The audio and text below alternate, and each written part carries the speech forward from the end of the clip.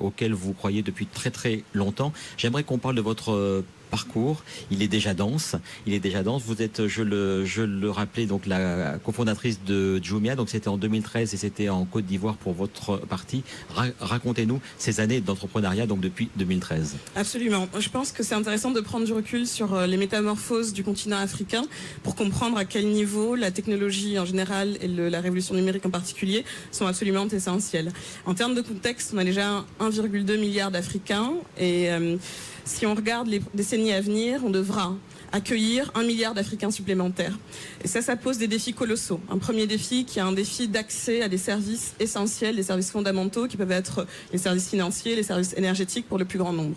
Un deuxième défi qui est tout aussi colossal, qui est de se dire comment on fait pour que les acteurs qui sont aujourd'hui le poumon économique, c'est-à-dire les PME, elles sont 17 millions, elles représentent jusqu'à 20% du PIB et jusqu'à 85% des créations d'entreprises en Afrique, soient intégrées aux chaînes de valeur pour pouvoir jouer leur rôle de moteur économique. Et un troisième défi qui est absolument colossal aussi, qui est de se dire comment on crée de l'emploi en masse et pour employer ce milliard d'Africains supplémentaires, dont 600 millions dans les villes.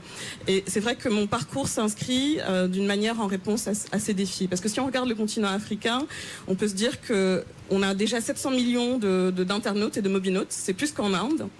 Et c'est le continent où on observe le plus le terme de leapfrog, ce véritable saut quantique technologique, où on n'est plus dans une problématique de modernisation grâce au digital, mais d'accès.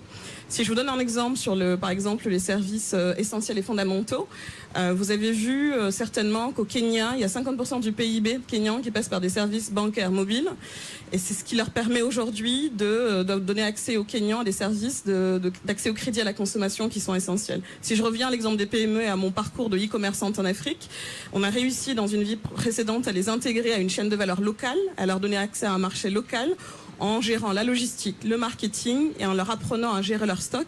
Et ça s'est traduit pour mon groupe Jumia par une création d'emplois de plus de 3000 emplois directs et de plus de 70 000 emplois indirects. Donc c'est assez fascinant.